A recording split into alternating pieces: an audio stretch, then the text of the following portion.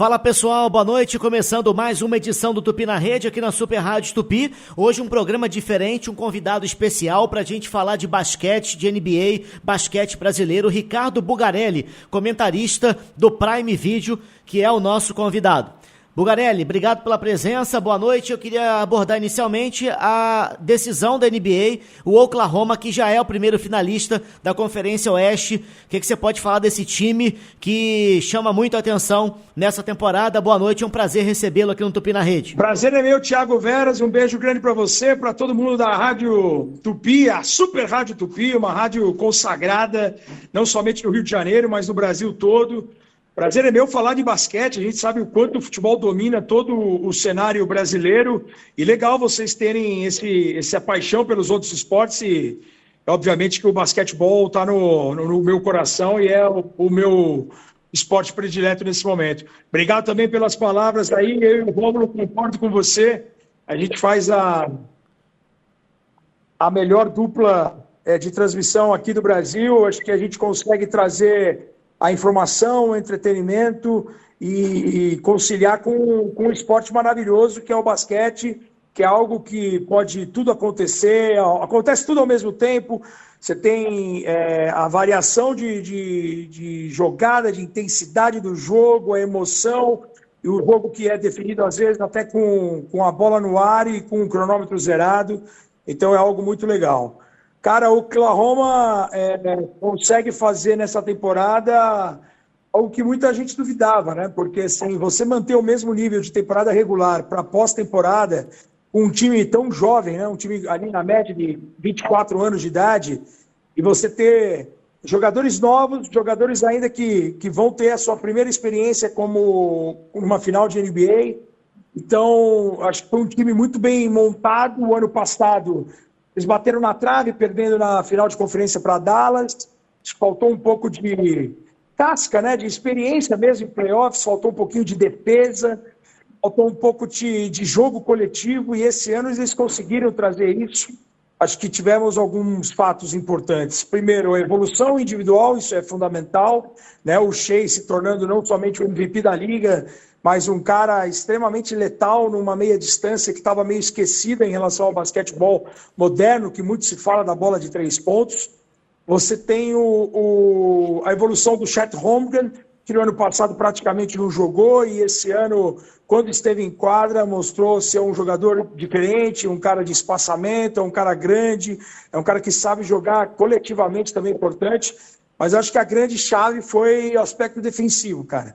É a melhor defesa da liga, é um time que força muito os erros dos adversários, capitaliza muito em cima desses erros, porque não é somente você ter uma defesa forte, mas não adianta se você defende muito, rouba a bola, sai em transição e não consegue converter todos esses erros em pontos. E o Oklahoma faz isso. E aí entra o aspecto, por exemplo, de uma troca. O Josh Giddey, o australiano que foi para Chicago antes de começar a temporada, extremamente talentoso, um cara muito completo, é um cara que já fez desde o momento que ele esteve lá em Oklahoma, triplos duplos, né? Triple doubles, né? Pelo menos 10 pontos, 10 em pelo menos 3 fundamentos diferentes. Ele era um cara que tinha a bola na mão, que é um cara que gostava de armar o time, mas ele era mais do mesmo. E aí, na série do ano passado contra a Dallas, ele foi meio exposto, porque não é um cara de arremesso confiável. E aí o Oklahoma, antes de começar a temporada, pensou, vamos trocar o cara que tem mercado, tem possibilidade de agregar algo importante para alguma outra equipe. Vamos trazer um pseudo-veterano, né? Porque ele não chega a ser veterano, apesar de ter uma aparência de veterano, o Caruso, que o Rômulo tem chamado de cabeça de peru, porque carequinha, ele aparenta ter 30, 40 anos de idade, mas está ali na reta final dos anos de 20 anos ou mais. E você tem o Caruso extremamente competente no aspecto de defesa. Então, um cara que vem numa segunda unidade para defender, para tentar manter o mesmo nível de defesa que o Oklahoma tem entre os titulares. Lembrando que entre os titulares tem 2 jogadores que fazem parte dos 10 melhores defensores da liga, que é o J-Dub, né, o Jalen Williams, camisa 8, e tem o Luguentz Dort, que é um pitbull de elite desde o momento que ele pisou na NBA. Também um cara que não foi draftado, mas um cara que se sustentou na liga pelo aspecto de defesa. E você tem individualidade, de coletivo, de um jogando pelo outro, um time jovem, jogando com alegria, e tem esse aspecto defensivo muito apurado, não somente no quinteto titular e também no banco. Então, assim, não é surpresa o Oklahoma fazer essa campanha de quase 70 vitórias, de estar numa final de NBA pela primeira vez. O time chega depois de 13 anos, e o que chama a atenção é quem é que vai parar esse time. Nesse momento, se você me perguntar, eu não vejo Indiana e Nova York com chances de parar. Eu acho que Indiana pode estar melhor preparado, com a profundidade de elenco, com um técnico que já foi campeão, que é o Carlisle, mas acho que ninguém nesse momento, a não ser que aconteça algo inesperado, uma lesão de um jogador importante, algo realmente que possa interferir na série. No caso contrário, o Oklahoma vai ser campeão da NBA pela primeira vez, como o Thunder, né? Foi campeão como o Seattle em 79, mas, acima de tudo, podemos estar de frente para uma nova dinastia da NBA. Aí é um problema para as outras 29 franquias, né? É verdade. E até te perguntar isso, Buga, no outro lado, né, da série, na Conferência Leste, a gente ainda tem a final em andamento, né? O Indiana está vencendo 3-2 o New York Knicks. Haliburton ou Jalen Brunson e Towns? Você falou que não acredita que o vencedor dessa série possa bater o Oklahoma na decisão. E como é que você avalia essa decisão até agora da Conferência Leste da NBA? Cara, uma decisão muito legal também. A NBA ela tem muitas histórias, né, Thiago? Porque todo mundo, quando termina a temporada regular, ninguém esperava uma final do Leste que fosse formada por Indiana e Nova York. Todo mundo sem o Boston, gabaritando, né? No Boston e Cleveland, né? É. E aí você tem o Indiana chegando com méritos, atropelando o Milwaukee do Giannis Antetokounmpo, também teve a lesão do Damian Lillard, atrapalha bastante, mas o Indiana não tem nada a ver com isso. Você tem o 4-1 categórico de cima do Cleveland Cavaliers, o Cleveland também com jogadores lesionados, mas quando esteve completo não foi páreo para o Indiana, justamente por esse jogo coletivo. Haliburton extremamente dominante. Acho que a partir do momento que saiu a notícia que ele era dado como os companheiros de profissão, como um jogador superestimado, o overrated, como eles chamam, o cara acho que tomou isso como pessoal e elevou o nível de jogo, principalmente no cuidar da bola e no exercer a sua função de armador com A maiúsculo. O cara de fazer todo mundo jogar, de fazer todo mundo produzir da melhor maneira, seja o Siakam num post-up, seja as bolas de três do Nesmith, do Nembhard, seja o jogo do Miles Turner, que é um cara versátil no espaçamento, apesar de ter 2,11 metros, é um cara que gosta de chutar de três, principalmente frente para a cesta ou dos corners. Então consegue tirar o melhor de cada um e não é surpresa o Indiana chegar da maneira como chegou. Nova York também com muito coração, Jalen Brunson, Josh Hart, o Michael Bridges, caras que foram campeões juntos em Vila Nova, que mostram uma unidade justamente de amizade, que isso acabou passando para o restante do time. Então o Towns, que sai de Minnesota ano passado como o patinho feio, meio que culpado pela derrota do Minnesota contra Dallas, na série, né, contra Dallas, ele vem para Nova York, consegue jogar ao lado desse Big Three de Vila Nova aí, dos caras que são amigos fora da quadra por muito tempo, né, foram campeões universitários em 2017 e 2018, nós estamos falando de quase uma década atrás, e você tem isso também passado, e não tem a responsabilidade do Towns de ser um cara toda noite. Você tem o Brunson se destacando toda noite, eu acho que as duas equipes chegaram por mérito.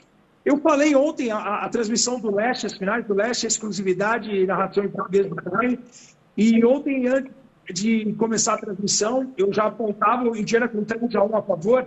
Eu aponto o Indiana ainda favorito na série, porque eu não vejo com tanto equilíbrio que existe uma série de playoff, com ajustes que são feitos de um jogo para o outro, a diferença que tem gritante, na minha opinião, em relação aos dois técnicos, ao Carlisle e também ao Tom Thibodeau. Eu não vejo Indiana perdendo 3 jogos seguidos. E Nova York, para chegar à final, precisa vencer 3 vezes. Venceu ontem em casa, precisava dar uma resposta. O Brunson foi muito bem ontem. O próprio Thibodeau acabou trazendo mais jogadores para a rotação. E o time foi muito competente no que se propôs a jogar ontem. Mas agora, a série voltando amanhã em Indianápolis também, 8h30 da noite, ao vivo no Amazon Prime.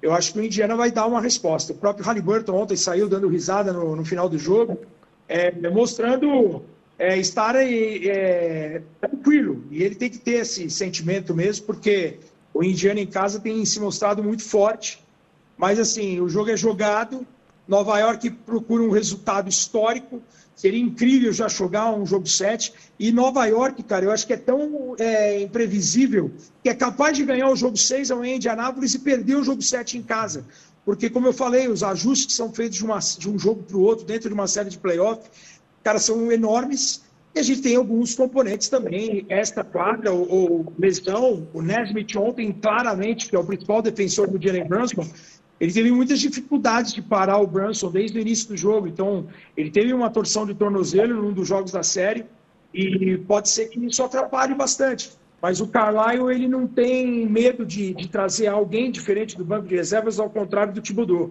que ele meio que é engessado em relação à formação das suas equipes. Cara, é uma série que eu vejo Indiana ainda favorito. Eu não vejo Nova York com força para ganhar 3 jogos seguidos. E o Indiana, assim, e numa série de playoff também tem um detalhe, né, Tiagão? Sim. Você tem o melhor time avançando. É difícil você, numa série de playoffs, se é um jogo único, você pode ter aquela surpresa, né? Às vezes um quarto que o jogador decide, ou uma torção de tornozelo de alguém, algo que possa fazer a diferença, interferir diretamente num jogo. Agora, numa série de playoff, o melhor time normalmente avança. E se você for pensar, com muito respeito ao torcedor nova-iorquino que está ouvindo a gente aqui na Super Rádio Tupi, cara, Nova York tem muito coração, tem muita história, seria muito legal ver Nova York de volta a uma final desde 99, mas o Indiana é mais time, tem mais profundidade, e acho que os caras jogam um mais pelo outro. Nova York vai muito na individualidade do Brunson, que é um gênio, mas é mais bonito ver o Indiana jogar. Acho que seria uma série, para quem gosta de basquete, Indiana e Oklahoma seria uma série maravilhosa de se assistir, midiaticamente para a NBA. Eu acho que é uma série... O Rômulo tem se chamado aqui nas nossas transmissões, e no Jararacas Podcast, que é o podcast que eu tenho com o Rômulo, de Bragantino e Novo Horizontino, que foi a final do Campeonato Paulista de 90, uma final caipira. Porque, assim, são 2 mercados menores, mas são 2 times que, se chegarem à final, o Indiana, né, porque o Oklahoma já está lá, vai chegar com merecimento, vai chegar porque o time se mostrou capaz de jogar uma final por conta do aspecto coletivo.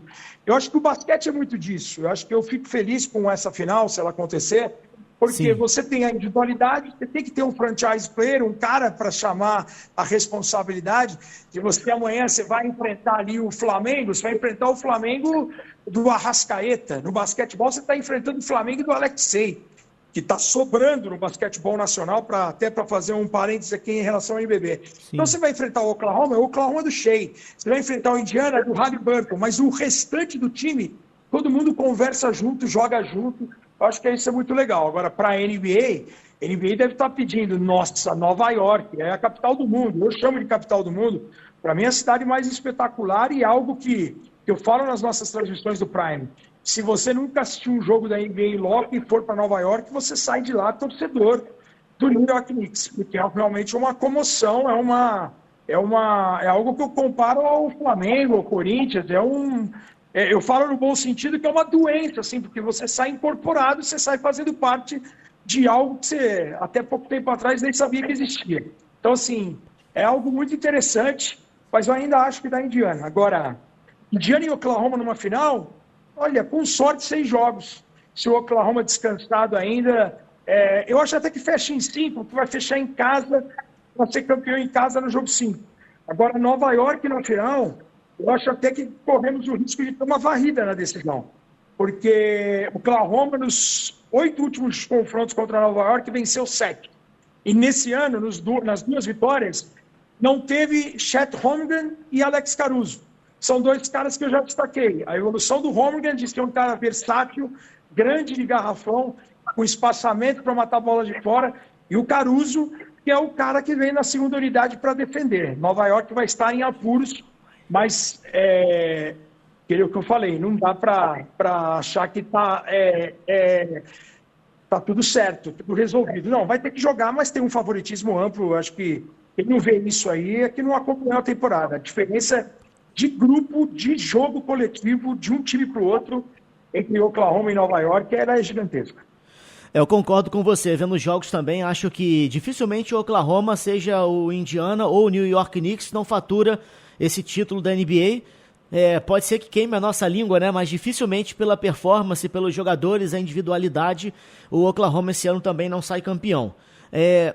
Eu queria te perguntar, Bugarelli, no seu vasto conhecimento da modalidade, o basquete, como vários outros esportes também, e como várias outras coisas da vida, da sociedade, sofreu mudanças, né? À medida que o tempo vai passando. A gente tinha um basquete que não perdeu a sua força física, né? Principalmente a NBA, os jogadores norte-americanos, mas ele hoje é um basquete muito mais rápido, muito em transição. A bola de 3 talvez seja a jogada mais bonita, que aconteça mais plástica. Antigamente a enterrada predominava. Enfim, há uma diferença de conceito de jogo. Você prefere mais o basquete de hoje? Você acha que tem essa transformação bem evidente em relação ao basquete do passado? Qual é a comparação que você faz entre os dois estilos? Cara, eu acho que tudo na vida tem uma evolução e a gente tem que se adequar. Eu acho que não dá para você parar no tempo em algo do passado e também não dá para achar que o que é jogado atualmente, em qualquer que seja o esporte, que seja a resolução final. Eu sempre sou a favor de uma mescla. Por exemplo, eu não gosto de comparar épocas quando me perguntam quem foi o melhor jogador? Fulano de tal, de épocas diferentes. Eu acho que a evolução do esporte, defesa, mudanças de aspecto defensivo, qualidade da bola, do tênis, da quadra, de tudo. É uma evolução não somente do jogo, em todos os aspectos, parte de medicina. Antigamente o cara se machucava, perdia uma temporada inteira. Hoje o cara tem uma lesão de joelho, daqui a pouco, por conta da evolução da medicina, o cara em 2, 3, 4 semanas, um mês, o cara está voltando a jogar. Não necessariamente em 100%, mas o cara volta a jogar num desespero para poder ajudar o time. Cara, eu acho uma mescla, eu acho que essa overdose de bola de 3, eu não sou contra a bola de 3, muito pelo contrário, eu sou contra a bola de 3 jogada por um jogador que não é especialista, por uma bola forçada de 3 sem um rebote posicionado, ou por alguém que seja agora, que está na moda, o grande que sabe chutar de 3. A gente tem o Karl Anthony Towns, que se autodenomina o big melhor chutador de 3 da história. Eu acho assim, se o cara tem o tamanho que tem, ele não pode ter somente essa arma como uma bola de 3. Ele tem essa bola de 3, ele mata a bola, ele tem aproveitamento, ótimo. É uma coisa a mais para o jogo dele. O que não pode se tornar algo prioritário na carreira do cara. O cara treinar a bola de 3 e só chutar a bola de 3, porque hoje o basquete mudou, tem transição, o pace, o ritmo do jogo é muito mais rápido, você tem uma oportunidade maior, o 3 valer mais pelo 2. Eu acho que não é uma coisa somente matemática. Eu acho que você tem que ser... Eu fico chateado quando eu vejo, às vezes, um contra-ataque, e isso acontecia já no Golden State, que foi campeão, que você tem um 3 contra 1 e às vezes o cara vem de frente uma bandeja segura, o cara jogava a bola pro corner para alguém chutar de 3, mesmo os caras com aproveitamento, mas, cara, às vezes é uma jogada que, para mim, é respeito ao adversário e não tem necessidade naquele momento de você forçar uma bola de 3 com a bola de 2 mais segura. Então, são alguns aspectos da bola de 3 que eu acho que ainda existe um ajuste. Agora, se você me perguntar, cara, a bola de 3 no último lance para o Stephen Curry, pô, é óbvio que tem que chutar de 3 pontos, porque é um cara que nasceu para matar a bola de 3 de qualquer lugar do quadro, ele já mostrou isso. É um cara que tem aproveitamento, é um cara que treina bastante para isso. Então, assim, é uma bola mais direcionada. Agora, eu gosto da mescla. Eu sinto falta daqueles jogadores mais agressivos, os caras que têm confiança de partir para cima, de romper garrafão, de enterrar na cabeça dos caras. E eu vou usar uma frase do Dominic Wilkins, que é um cara... Quem acompanha basquete mais recentemente não vai saber quem é, mas vale a pena procurar na internet. Dominic Wilkins foi um cara que ganhou 2 torneios de enterradas. Quando eu começo a acompanhar a NBA no final dos anos 80, era um cara que duelava com o Michael Jordan nos duelos enterrados, até no torneio famoso de 88 em Chicago. Ele só não ganhou porque o torneio foi em Chicago e aí deram uma nota 45 para ele, uma enterrada que valia muito mais do que 50 para o Dominic Wilkins perder para o Michael Jordan a final de enterrados.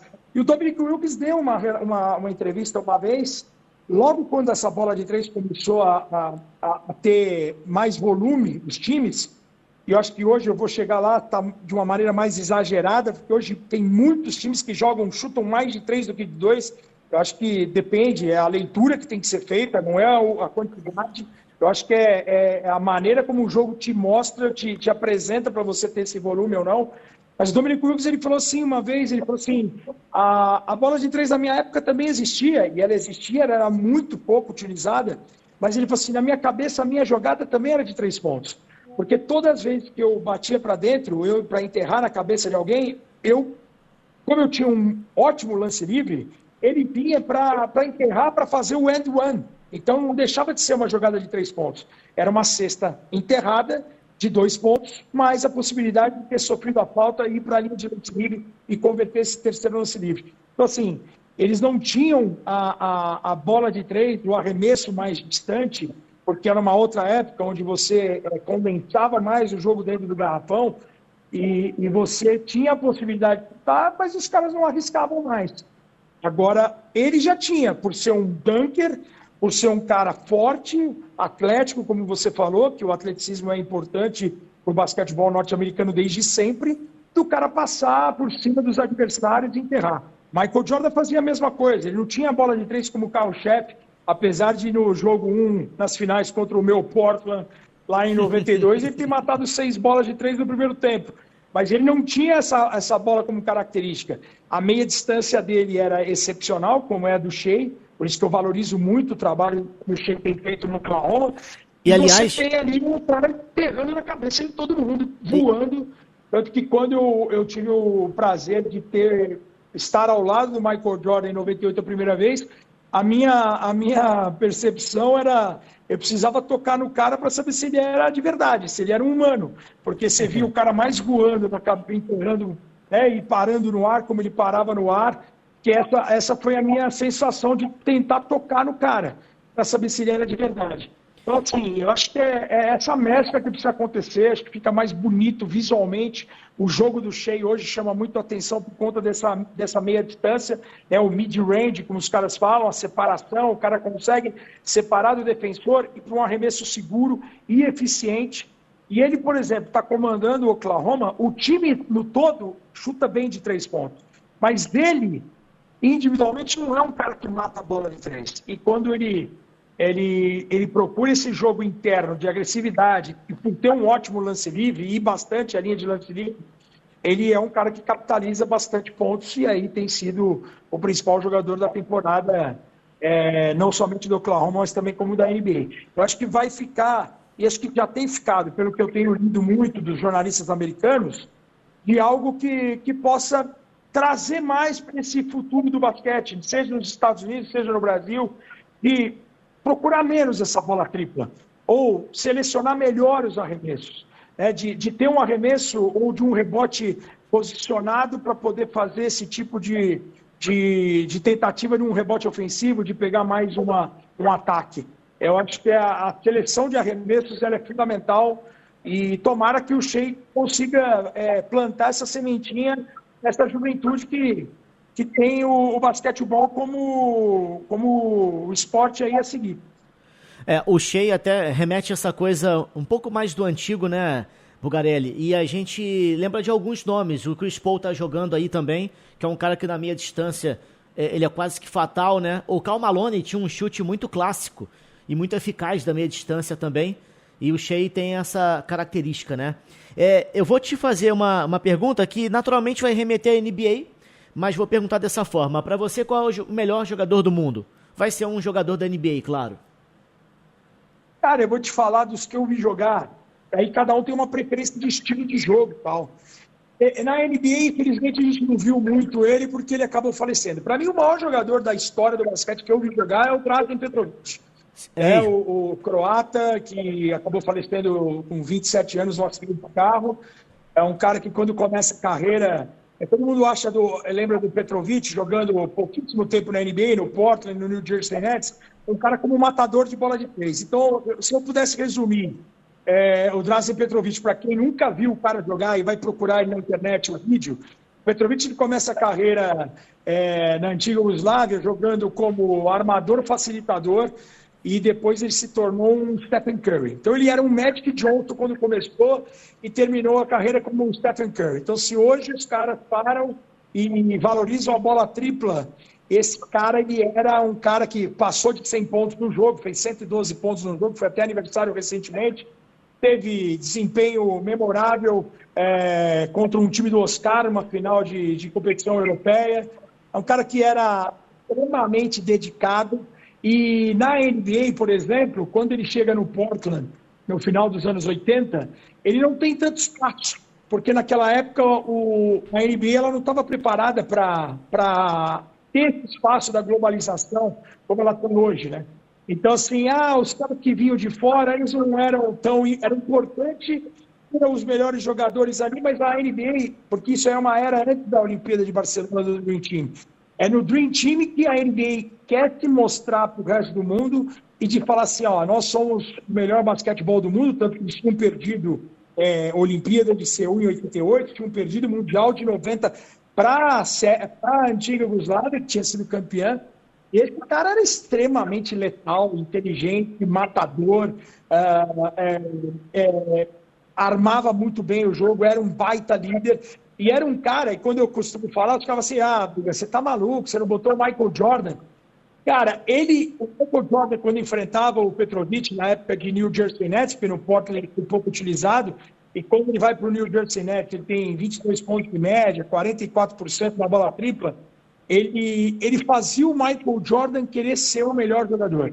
Se você está fazendo isso com o Michael Jordan, que é o cara mais idolatrado, é o cara que, a geração após geração, todo mundo só fala nele, o Michael Jordan querer ser melhor, é porque o cara realmente incomodava. Então, assim, o Petrovic foi o cara que mais marcou no aspecto de pontuar, de armar.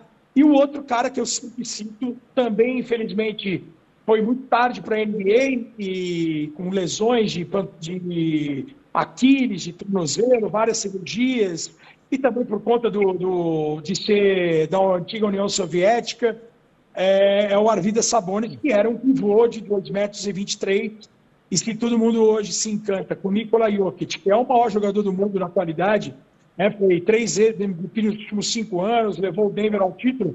O Sabonis, ele era um Jokic no meio dos anos 80, no final dos anos 80, no início dos anos 90, e nós estamos falando de 35 anos atrás.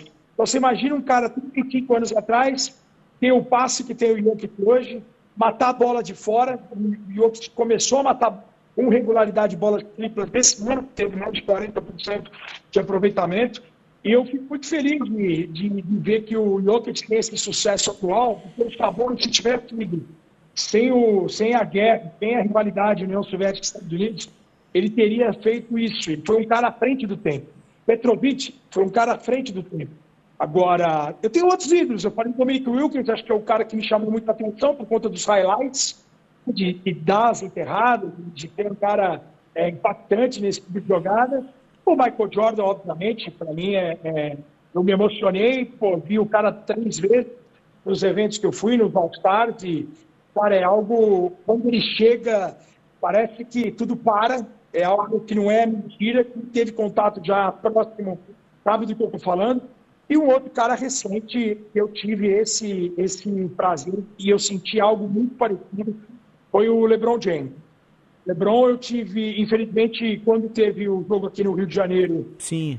Eu não tive presente no Miami Cleveland, e eu tive lá no ano passado, o ano retrasado, quando os Lakers venceram a primeira Copa NBA lá em Las Vegas. Cara, o momento que o cara entrou para aquecer, não era nem no jogo, era assim, era o treino da tarde, só para a imprensa, o pessoal gela, o pessoal fica mudo, porque é realmente algo muito impactante, algo histórico. O Stephen Curry eu não vi ao vivo, então é algo que eu tenho certeza que é capaz de acontecer algo bem semelhante. Mas o LeBron James, assim, dos últimos contatos que eu tive com o NBA em loco, eu vi o Jokic lá também, no Denver Lakers, na entrega dos anéis, primeiro jogo da temporada de 24. Acho que por ser um estrangeiro e por ser um cara mais low profile, o cara passa despercebido, ele não quer chamar muita atenção. Agora, o LeBron, a hora que ele entra, você percebe assim um impacto da própria imprensa, de algo que, cara, por mais que você esteja ali todo jogo, você deve sentir algo diferente. A gente que é de outro país e de vez em quando vai fazer uma transmissão em loco e você que está ali falando do jogador há tanto tempo, eu sou comentarista há 13 anos, você fala do cara, você respira a vida do cara, você sabe tudo que o cara faz e de uma hora para outra o cara está do teu lado, pô, é algo muito, cara, que ainda bem que eu consigo separar uma coisa da outra, porque se você não consegue, você entra em parafuso mesmo, porque é algo que emociona. E eu acho que é a realização, né, de todo profissional, né? De você querer trabalhar nos principais eventos que você tem essa paixão pelo esporte que você comenta, que você trabalha no dia a dia. Com certeza. Bugarelli, eu particularmente sou fã do LeBron desde sempre. Sempre, acho que ele impulsionou o fato de eu gostar da modalidade e acompanhar de perto há muito tempo também a NBA. E aí, para quem é mais novo, né, sempre tem aquela coisa, LeBron ou Kobe? Para você, quem foi o melhor? Acho até que o Kobe se assemelha um pouco mais de estilo, uma plasticidade, o arremesso, ele é um pouco mais clássico, me parece ele mais próximo do que foi o Michael Jordan de estilo de jogo. LeBron é um cara mais da força física, né, de bater para dentro, apesar dele ter também um arremesso tal, não é a principal característica, mas aí você vai pegar, vai ver que ele é o cestinha histórico, né, da NBA, principal pontuador. Ele tem vários outros recordes pessoais, ele está na lista de 10 maiores reboteiros, assistências, enfim. Então, eu acho que o fato dele ser mais completo, para mim, ele é melhor, mas é muito difícil essa comparação. Para você, eu vou te jogar na fogueira, né? Quem é melhor, o LeBron ou o Kobe? Não, eu acho que não é fogueira e a tua análise ela é perfeita, Tiagão, porque assim, o basquetebol não é um fato. É óbvio que se você fala assim, Buga, no teu time a última bola vai na mão de quem? Vai na mão do Kobe. Mas isso não quer dizer que ele é melhor do que o LeBron. O LeBron é... Cara, eu falei uma vez, eu dei uma declaração uma vez e o pessoal... porque aqui no Brasil é o seguinte, Thiago, quando você compara dois jogadores e você fala que um é melhor, o cara automaticamente que está ouvindo vai falar assim, o Buga falou que o outro cara não presta. E não é isso. É uma questão de escolha de jogo e eu imagino o quê? Eu imagino qual que é o estilo de jogo que mais me agrada, qual que é, se eu fosse treinador, qual o jogador que eu queria ter e qual que é o cara, aí entra o aspecto, a palavra que você falou, ela é perfeita, mais completo. É óbvio que o LeBron leva vantagem por ser mais forte, por ser mais alto, e o Kobe Bryant, o pessoal fala assim, o Kobe foi o cara que mais chegou próximo ao Jordan. Cara, ele é uma cópia do Michael Jordan. Ele tinha o Michael Jordan como referência em tudo. Você tem aqueles vídeos de posicionamento, de arremesso, de mecânica, que é exatamente uma cópia. E eu não acho errado o que ele fez. Ele foi copiar quem? O melhor jogador do mundo. E se tornou um gênio também, né? Do caso, é óbvio que ele ia copiar o melhor. E ele tá na dele. Seria esquisito se ele copiasse um cara que não tivesse sucesso. Entendeu? Então, assim, isso não é um demérito do Kobe Bryant. Não, cara, o cara copiou, mas entre uma cópia e uma versão original, eu fico sempre com a versão original. Agora, o LeBron, eu falei uma vez que ele não tinha comparação um jogador com o outro. E eu acho que não tem. Eu acho que não tem comparação, porque ele é muito mais completo. É o que você falou, o cara não é só pela longevidade. E quando você fala que o LeBron foi a sua referência, cara, nós estamos... hoje em dia, são raras as pessoas que consomem basquete que sabem o que é basquetebol sem o LeBron James. O cara está mais de 2 décadas jogando. Então você tem um apelo do LeBron gigantesco. O cara é mais completo como jogador, é um cara que jogou mais para o time. Ele sempre foi melhor em assistência, em rebote, em tamanho, em atleticismo. Ele teve um momento de crítica gigantesco. Ele chega para um mercado menor, ao contrário do Kobe, que chegou nos Lakers e depois foi companheiro do Shaquille O'Neal. Isso, cara, o Kobe não tem culpa de ter tido o Shaq do lado dele no auge.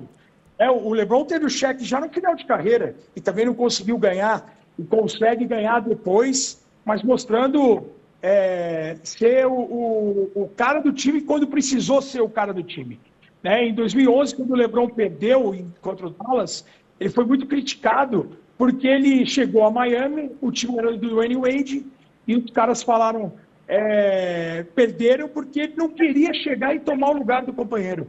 E aí o LeBron, no ano seguinte, o Dwayne Wade chegou para ele e falou assim, você tem que ser o LeBron aqui em Miami, o LeBron do Cleveland.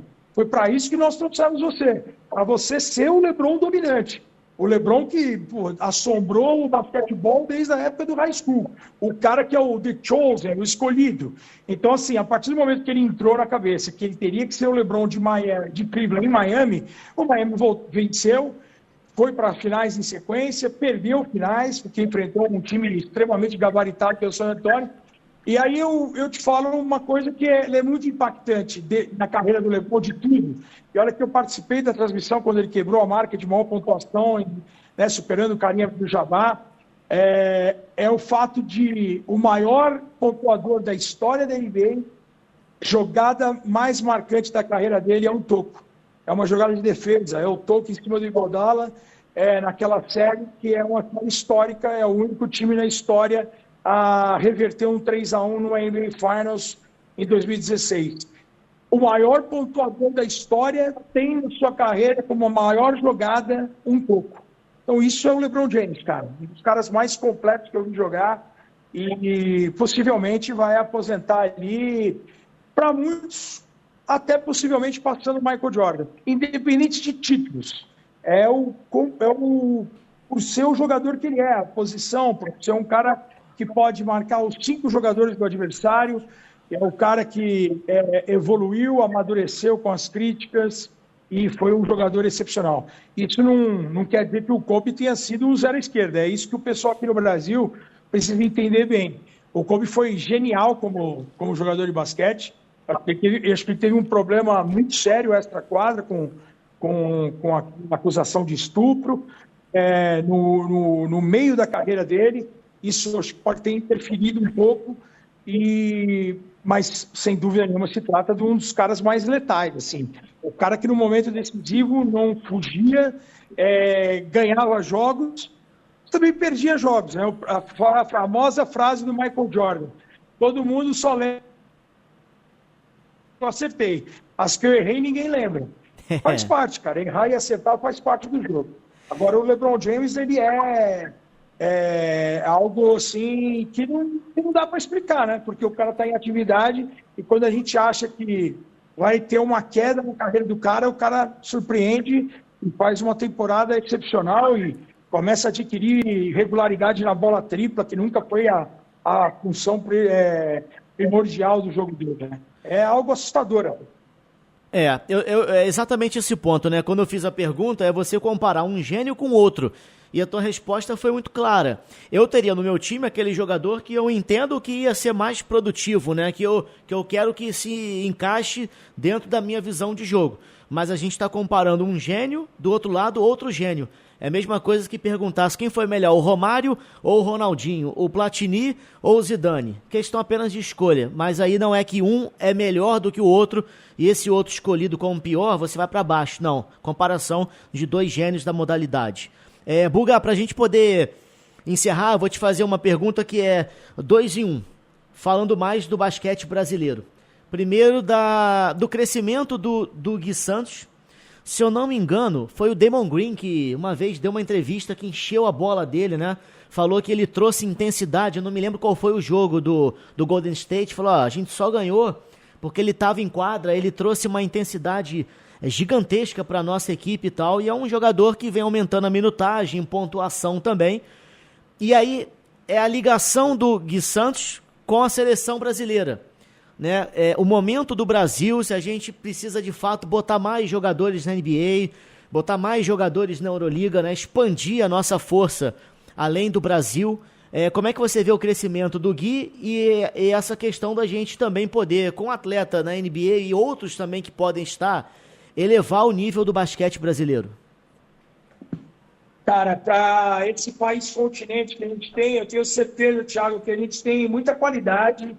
Acho que é só ter um investimento, um cuidado, que a Confederação Brasileira consiga reverter todo o quadro do passado, de péssima administração, de desvio de verba.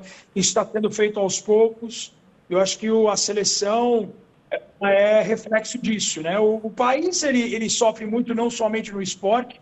A gente viu aí, depois de uma Copa do Mundo, de uma Olimpíada no Brasil, muita gente achava, e normalmente acontece isso, uma evolução esportiva depois de um evento dessa grandeza, e isso não aconteceu no Brasil. A gente teve a Austrália se tornando uma potência olímpica em várias modalidades, depois de Sydney 2000, virando referência em muitas coisas. E a gente não teve o Brasil assim, é muito no coração, é muito na capacidade.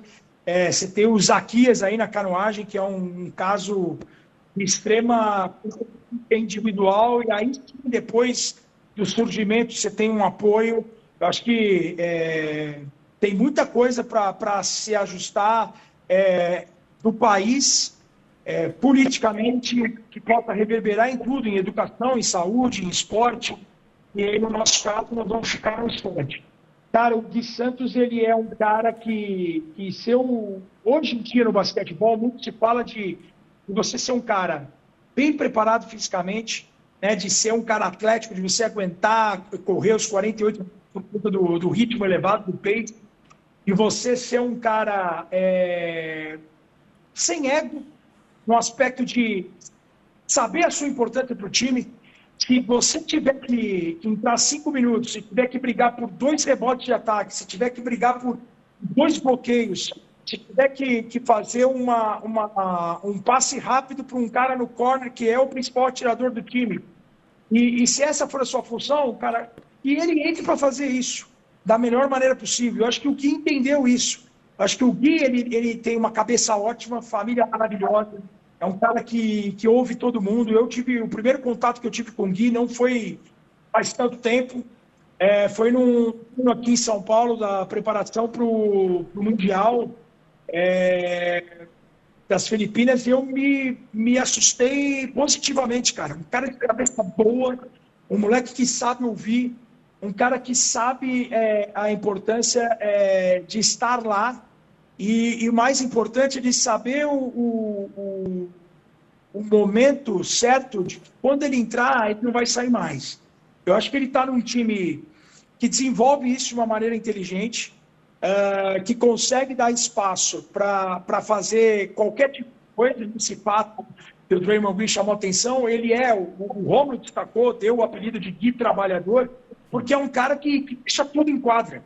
É um cara que tem essa força física, é um cara que tem esse atleticismo, é um cara que, se precisar pontuar, ele vai pontuar, ele precisa ter mais confiança, porque eu imagino o cara treinando com um dos maiores arremessadores de todos os tempos, sendo treinado pelo Steve Kerr, que era um cara extremamente competente na bola tripla e também no lance livre, um cara que selecionava bem arremesso, não forçava a jogada, jogando contra um Draymond Green, que é um cara extremamente verbal, cara líder, de te cobrar, de tentar te puxar para cima, mas também, de, às vezes, numa crítica, te empurrar para baixo. Mas o cara está sabendo aproveitar tudo isso. Então, eu acho que ele está no time certo, apesar de muita gente falar, se ele tivesse um time pior, ele estaria jogando. Não necessariamente, porque a gente não sabe, o cara, para jogar mais minutos, ele teria que ter uma responsabilidade de matar mais bolas, e eu acho que ele vai crescendo aos poucos. Ele tem essa consciência. É melhor você trabalhar como formiguinha, um passo de cada vez, e se manter muito tempo na liga do que você bater lá e não aproveitar as oportunidades. Eu acho que ele está muito bem certo. Mentalmente, a gente percebe que é um cara preparado cada vez mais. É óbvio que a gente sente ainda, eu acho que por conta da idade, por conta disso que eu falei, de estar focado de jogadores mais lendários, de ter um pouco mais de confiança, de arriscar um pouco mais. Acho que ele precisa... eu não sei se é um medo ou de ter mais dessa confiança, de querer mais o jogo. Mas é um cara que pensa no coletivo. Eu acho que isso também é importante, você ter jogadores que fazem parte de um time. Porque tem 5 jogando, mas você sabe no momento que você tem a oportunidade, aquilo que eu falo de você ter 5 minutos, vai lá e arrebenta nos 5 minutos. Eu quero ver o cara tirar se você arrebentar nos 5 minutos. É que a NBA tem muito disso de... parece que são trocas marcadas, né? O titular tem que voltar no terceiro quarto, o cara descansa 4 minutos, senta e volta. Às vezes ele é tirado do jogo no momento que ele fica quente. Eu acho que podia ter um pouquinho mais de regularidade de minutagem para ele. Eu acho que faltou um pouco do Steve Kerr nessa temporada, não somente com o Gui, mas com outros jogadores na rotação. A rotação do Steve Kerr esse ano foi meio caótica e acho que o Gui acabou sofrendo e sofre também pelo fato de ele não arremessar. Eu acho que se ele estivesse matando bola, ou arriscando mais, sendo mais agressivo, com regularidade, era capaz de ter jogado mais. Acho que o Gui é um dos caras importantes. Eu não sei se... É óbvio que para a gente, para ter brasileiros jogando a nível profissional na NBA ou na Euroliga, é óbvio que seria legal, mas não fazer parte como fundo de banco. Eu acho que a gente tem que ter, se tivesse que ter um jogador só, um cara com uma relevância no time, já seria melhor do que ter 4, 5 jogadores na NBA jogando 5 minutos por partida ou entrando só com jogos decididos. Não. Eu acho que a gente é carente de um jogador com mais respeito. E a gente já teve esses momentos. A gente teve Spinter, teve Nenê, teve Leandrinho, jogadores importantes nos seus times, Parejão, então nem se fala, um cara que conquistou uma cidade, trabalha no clube do Cavaleiro até hoje. Então, assim, tivemos essa oportunidade e não aproveitamos como tantos outros esportes. Tivemos o Buca no Brasil, o melhor polícia do mundo, e a gente teve aí um gap, agora com o João Fonseca, que a gente torça muito para ele, mas não dá para botar já a responsabilidade de ele ser já um novo Buca. Eu acho que o brasileiro é muito afoito em relação a isso, de a busca por novos ídolos, né? A gente teve um gap gigantesco no tênis feminino, agora a gente tem a Pia, e quando ganha, parece que é o final do mundo. Quando ela perde, ela é uma porcaria. A gente tem que ter um entendimento. E também existem outros profissionais, outros atletas de outros países também se preparando, se condicionando de uma maneira correta, séria, para tentar ser melhor a cada dia. Acho que também falta um pouco. O brasileiro é muito... volta um brasileiro na Fórmula 1, os caras já acham que o brasileiro tem chance de ser campeão mundial de Fórmula 1. Que a gente troca os pés pelas mãos de vez em quando. Mas em relação ao basquete, eu acho que é algo que tem que ser melhor tratado. Mas o feminino, então, a gente fala, e o feminino foi através do feminino que nós tivemos os últimos melhores resultados, né? Tivemos aí campeão em Atlanta, medalha de bronze em Sydney, fomos campeões do mundo em 94, e o brasileiro gosta de acompanhar os esportes através dos resultados. Então, o basquete acaba apontando, nesse momento, por conta de uma NBA em TV aberta, em TV fechada, em streaming, as lojas da NBA, essa proximidade de mídia social que a gente tem hoje com os ídolos de qualquer parte do planeta. Você tem um crescimento da NFL também, muito por conta disso.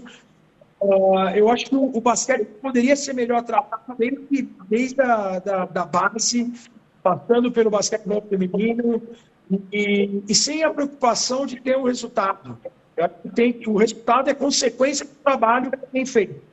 Eu me assustaria se o Brasil amanhã fosse para uma Olimpíada e conseguisse uma medalha, sendo que a seleção brasileira acabou optando, por exemplo, por um treinador que naufragou, que não levou a gente para Tóquio 2020. Por exemplo, voltou, levou a gente para Paris, mas se ele fosse bom assim, por que ele não permaneceu no ciclo olímpico? Entendeu? Ele teve que sair para depois voltar. Eu acho que ainda são escolhas que não são tão bem definidas e feitas para a gente ter uma regularidade, uma sequência, ou pavimentar para crescer e evoluir num âmbito mais confiável. Eu não quero torcer pelo resultado puro e simples. Ainda mais o basquete, né, Thiago, que em relação aos homens, desde a dissolução da antiga União Soviética e da Iugoslávia, você tem muito maior número de equipes competitivas Você tem evolução de ligas nacionais na Alemanha, na Grécia, na França. Você tem melhores americanos jogando nesses campeonatos. E olha que nesse momento a gente tem uma queda do basquetebol argentino que, por muito tempo, foi o nosso algoz aqui. Eu sou de uma época em que o Brasil batia na Argentina com força. Depois eu vivi uma época em que a Argentina castigou muito a gente, principalmente o Scola. Todo mundo se lembra do Luiz Scola aterrorizando a gente em Olimpíada, em Mundial, em quanto ele foi carrasco do Brasil. E agora a gente tem aí um momento que a gente tem que aproveitar. É legal ter o Iago no Estrela Vermelha, é legal ter o Marcelinho Huertas com 42 anos sendo MVP de Liga Espanhola e MVP da Champions League. Individualmente são marcas louváveis, mas isso possa se refletir no time.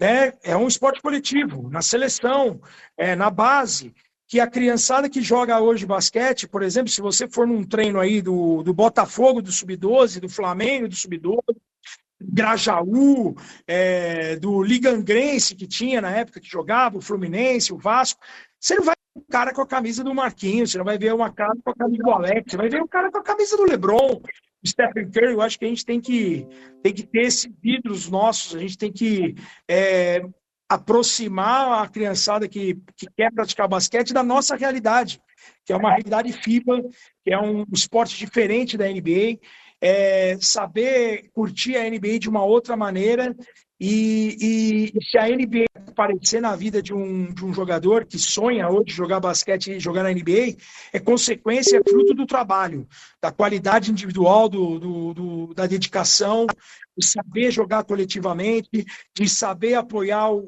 companheiro do time quando tiver de titular no lugar dele.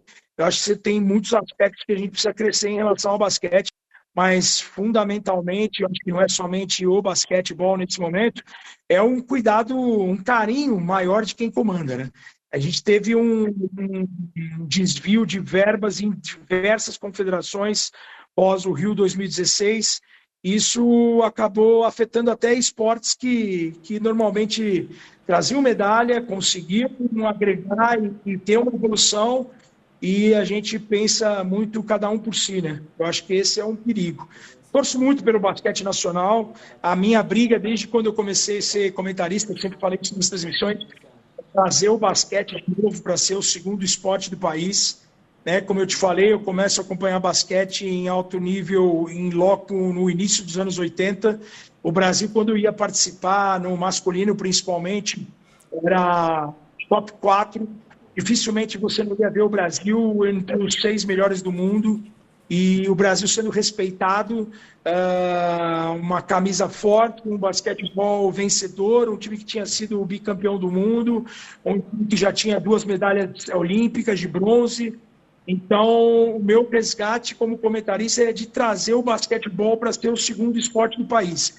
A gente está tendo uma evolução em visibilidade por conta da NBA, uma NBB, né, uma Liga Nacional forte, ainda precisando se ajustar em algumas coisas, mas melhorando, tendo uma evolução, salvando praticamente o basquete no Brasil por conta da desorganização, né, da influência política na CBB, e você tem um consumo maior de basquete, porém o resultado precisa vir. Né? E eu não quero um resultado a fórceps, como eu falei.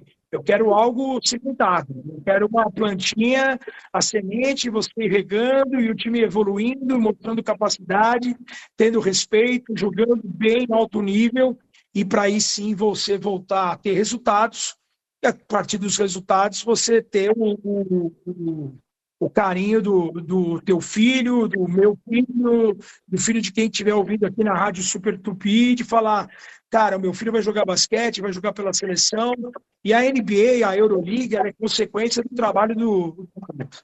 Eu acho que é isso. Nesse momento, a minha torcida pelo basquete, a minha parte eu estou fazendo. Eu acho que se todo mundo que ama o basquete, ou ama o esporte em geral, pensar com carinho nesse sentido, no esporte que você apoia, todo mundo remando para o mesmo lado, eu acho que as coisas podem acontecer. E eu torço muito para o feminino também. Eu acho que o feminino ele precisaria ter um carinho ainda maior, porque as minhas maiores referências no Brasil foram Paulo e Hortência. Por eu ter 53 anos de idade, a época, o início dos anos 80, logo depois o Marcel e o Oscar, que eram as referências da seleção brasileira, estavam indo para a Itália. E aqui no basquete brasileiro, você tinha ali Sírio, Monte Líbano, o Corinthians surgindo, você tinha estrangeiros, você tinha jogadores relevantes, mas você tinha Paulo e Hortência, que para mim foram as principais referências minhas de basquetebol, por isso que eu tenho um carinho extremo pelas duas e pelo basquetebol feminino. Torço muito que o Brasil volte a ser respeitado, que volte a ser grande, tanto no feminino, no masculino. E agora você tem um 3x3, uma modalidade olímpica, é muito legal. A gente tem visto, né, com a mudança agora, mudou agora de novo, a presidente perceber, a gente tem visto uma preocupação também geral. Eu acho que não é só apostar no masculino. O masculino chama atenção, mas acho que o importante é cuidar de tudo. Ricardo Bugarelli, comentarista de basquete do Prime Video. Foi um prazer tê-lo aqui na Super Rádio Tupi, no Tupi na Rede. Obrigado pela entrevista, né, pela aula, o conhecimento de basquete. Tenho certeza que todo mundo está curtindo muito esse programa numa modalidade tão importante para a gente, né? Tá chegando aqui ao fim do Tupi na Rede. E mais uma vez, obrigado pelo contato, pela presença, por esses ensinamentos e por falar, né, de basquete com o público aqui da Super Rádio Tupi. Sou seu fã do Rômulo, tô sempre ligado nas transmissões. Bom trabalho aí pra você, sequência, né, de temporada nessa reta final da NBA e um prazer conversar contigo. Prazer é meu, Thiago. Um beijo grande para você, para todo mundo que acompanhou aí. Um ótimo final de temporada. Amanhã tem jogo, sábado, 8h30 da noite, jogo 6, Indiana e Knicks. Faço aqui o convite para o pessoal lá encher minha caixa de mensagens, mandar mensagem para Indiana 3-2 em Nova York, é um match point, Indiana ganhando, enfrenta o Oklahoma City Thunder a partir de quinta-feira, e a partir de quinta-feira a gente se vê na Band, a equipe da NBA no modo Prime, Rômulo Mendonça, Ricardo Bugarelli, Alana Grove estará presente em loco, e o Eduardo Barão, né, o repórter da TV Bandeirantes, mais uma cobertura, TV aberta, exclusivo, TV aberta, gratuito, e é muito legal ter a NBA pela Band, algo onde eu comecei como estagiário em 1995, e de você voltar ali, onde o Luciano do Vale plantou aquela sementinha dos esportes americanos na TV brasileira, e hoje em dia a gente fazendo parte de uma transmissão da NBA. Tanto grande aí, ótimo final de semana a todos aí da Super Rádio Tupi. Fiquem com Deus. Beijão, Thiagão. Obrigado pelo carinho. Tamo junto sempre. Tá aí, portanto, obrigado ao Ricardo Bugarelli, comentarista do Prime Video, conversando com a gente aqui na Super Rádio Tupi. Chegando ao fim esse Tupi na Rede especial. Daqui a pouco, o Giro Esportivo com as informações dos clubes do Flamengo, do Fluminense, do Botafogo e do Vasco na apresentação do André Ribeiro. Até semana que vem, galera.